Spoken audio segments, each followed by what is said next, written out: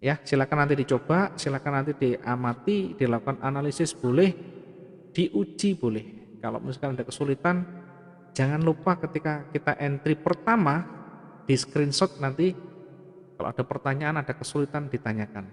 Jangan dengan abstrak. Terkadang bertanya dengan abstrak, saya bingung, panjang sekali abstrak. Harusnya dikasih screenshot kalau misalkan kita entry awalnya di mana, screenshot, kemudian angkanya bagaimana, kondisi sekarang bagaimana, setidaknya nanti ada bahan untuk evaluasi. Oke, selanjutnya kalau ada yang bertanya silakan.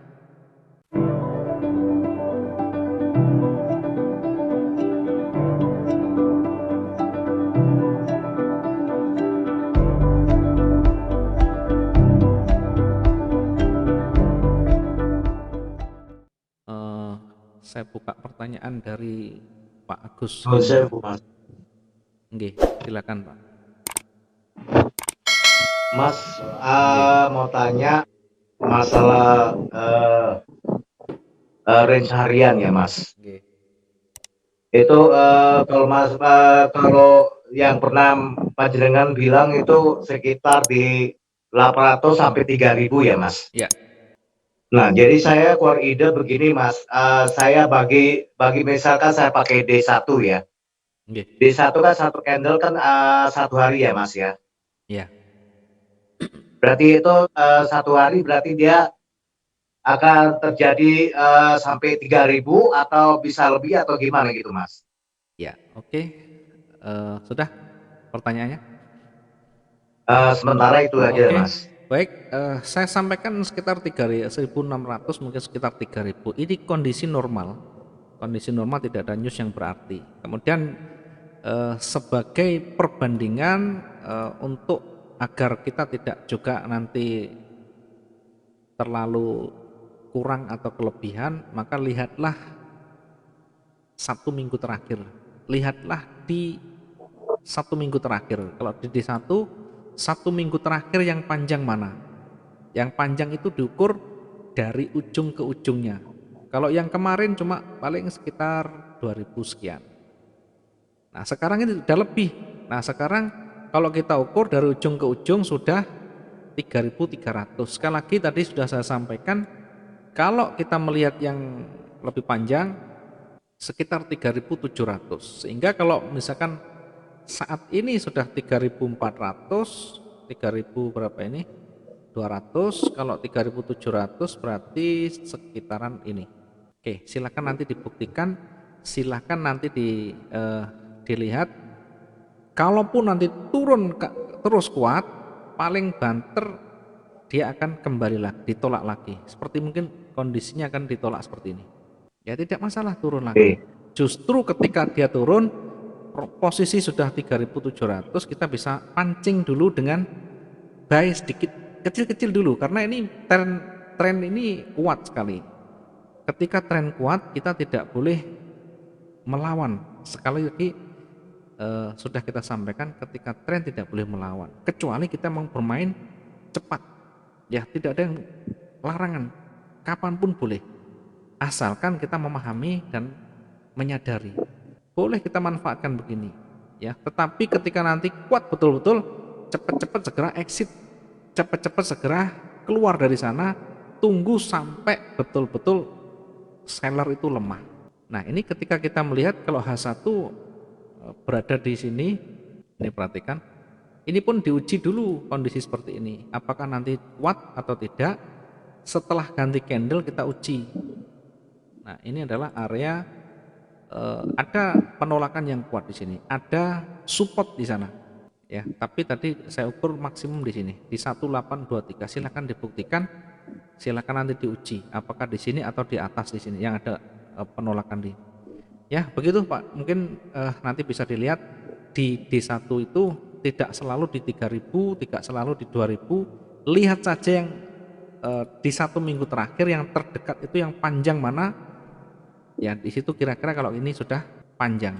Kalau misalkan panjangnya cuma 2.000, ya cari yang terdekat kemarin ya seperti ini 2.200, sekitar 2.200. Mengingat hari ini sudah lebih dari 3.000, maka 2000 ini tidak bisa berlaku. Kita cari yang lebih panjang. Tujuannya untuk apa? Average, untuk rata-rata gitu aja. Untuk apa? Untuk yang tertingginya kita ambil sebagai bagian dari kehati-hatian kita untuk antisipasi. Ternyata ketika di area panjang itu sudah mulai ada penolakan, sudah mulai ada pelemahan sell, kemudian muncul petunjuk untuk buy, maka kita bisa manfaatkan di sana untuk entry buy.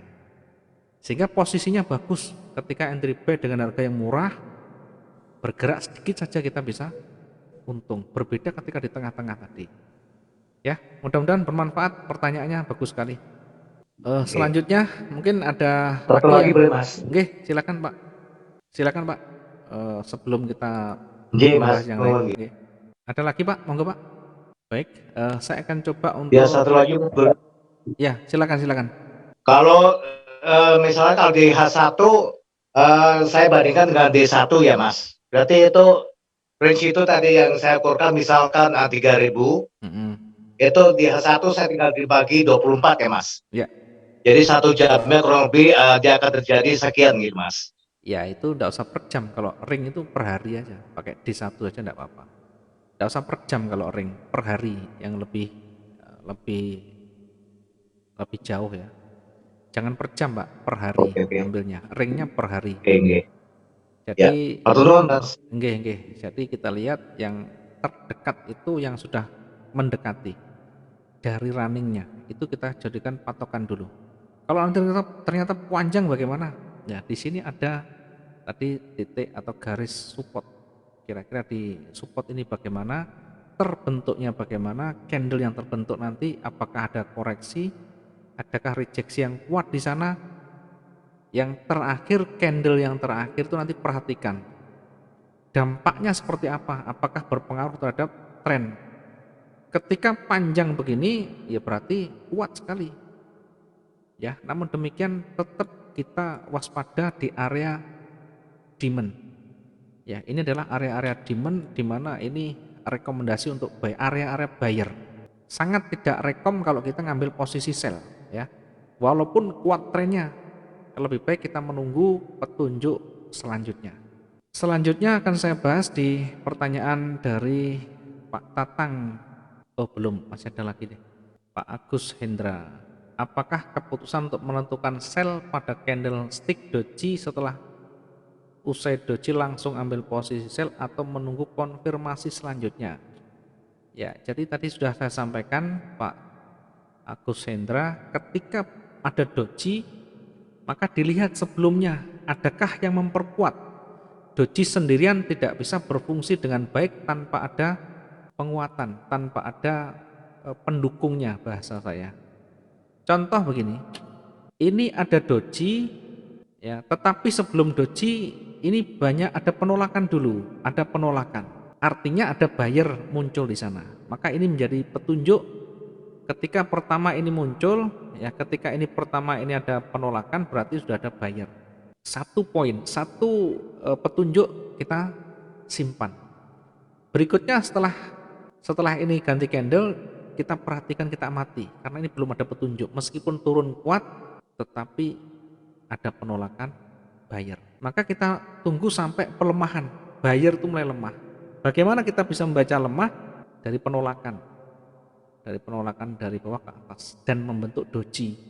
Nah, doji yang sudah ada penolakan sebelumnya atau ada petunjuk selanjutnya, kita bisa entry di candle selanjutnya. Berbeda ketika ini yang sebelumnya ini bulat tidak ada penolakan, maka kita menunggu sampai konfirmasi.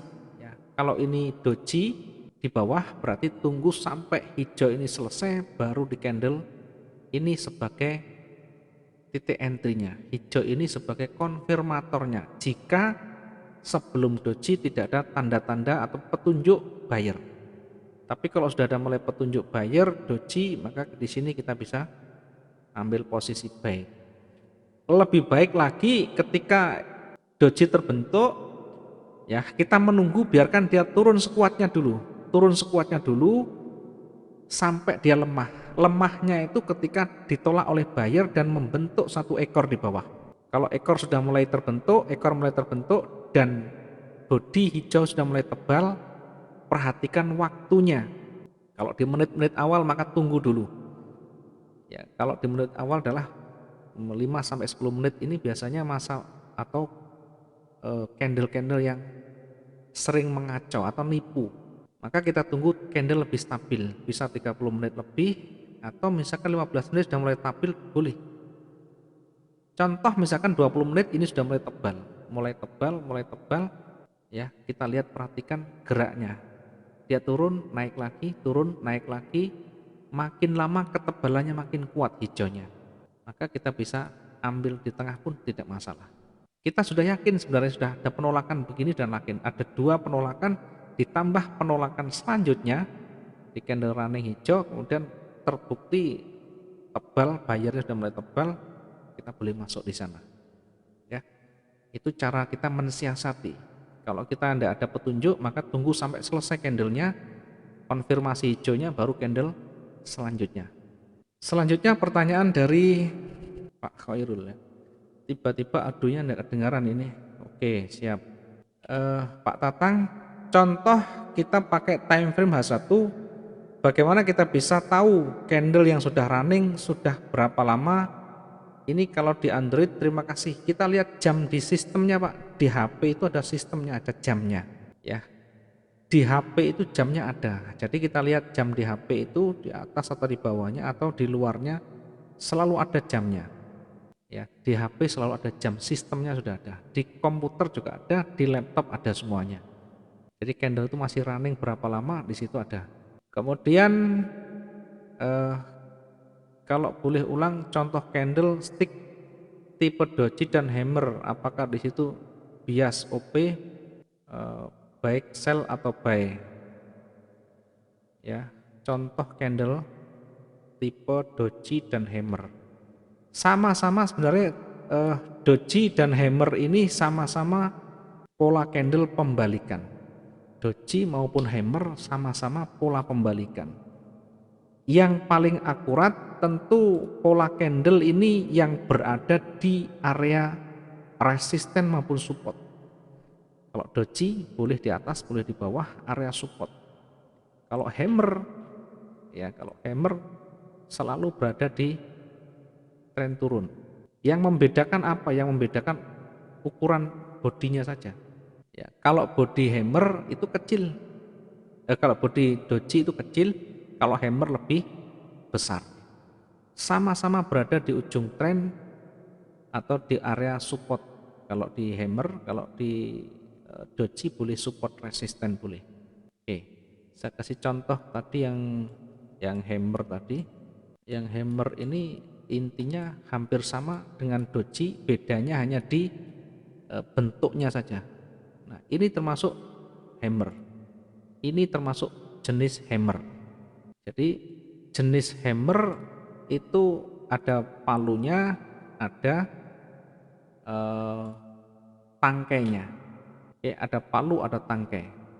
Kemudian berada di area atau berada di ujung tren atau berada di area support. Ini yang paling valid ya di sini. Ini adalah area supportnya. Oke, berada di area supportnya. Karena sebelumnya tidak ada penolakan yang kuat yang berarti, maka kita boleh menunggu satu candle sebagai konfirmator. Ini adalah candle konfirmatornya warna hijau ini. Boleh, tidak masalah. Kalau sebelumnya tidak ada petunjuk penolakan, maka kita bisa menunggu satu candle konfirmator. Jadi kita bisa entry-nya di sini. Buy di sana. Ya. Kok cuma dapat sedikit? Ya, yang penting target sesuai. Ini 300 lebih. Bahkan kalau kita sampai di candle yang kedua lebih dari 600. Ya, seperti itu mudah-mudahan bisa membantu. Jadi kalau misalnya belum ada petunjuk yang memperkuat, tunggu konfirmatornya, tunggu candle selanjutnya yang memperkuat. Kalau seandainya sudah ada penolakan di sebelah kirinya, maka boleh langsung kita entry di sana. Berikutnya ada pertanyaan dari Pak Andi. Time frame H1 bila ingin OP buy setelah doji di support line, maka saya tunggu candle setelah doji. Ternyata hanya beberapa menit awal candle bull tersebut cepat naiknya dan tebal sekali, apakah OP buy? Sekali lagi tadi sudah kita sampaikan, kalau misalnya ada petunjuk sebelumnya, ada doji atau hammer yang sebelumnya ada petunjuk, maka boleh langsung setelah doji atau hammer itu kita bisa entry buy. Sebaliknya ketika tidak ada petunjuk di sana, maka kita tunggu sampai selesai. Kalaupun ini kenceng, kelihatan kenceng, maka jangan terkecoh di sana. Kita lebih baik menunggu. Atau misalnya kita bisa memanfaatkan koreksi di sana. Ya, untuk kehati-hatian saya lebih cenderung menunggu sampai ini selesai. Kalau kita menggunakan standar di dalam memasukkan kriteria. Ya, kalau trading gaya saya tidak seperti itu. Kayak saya kapanpun ada, bagi saya anggap ada peluang masuk, exit. Ya, gaya yang saya lakukan, saya perbesar lot, perkecil pip. Ya, saya perbesar lot, perkecil pip. Dan ini harus latihan. Kondisi bagaimanapun mau naik mau turun selalu ada peluang di sana. Hanya kita pandai-pandai memanfaatkan.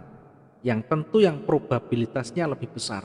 Ya mungkin teman-teman setiap hari kan bisa lihat berapa kali kita entry di sana. Bahkan kadang satu hari 1-2. Kemudian target tidak harus selalu fix. Bagi saya tidak selalu fix. Yang penting lebih dari cukup. Kalaupun ternyata satu hari cuma $100 misalkan, ya kita terima dengan baik.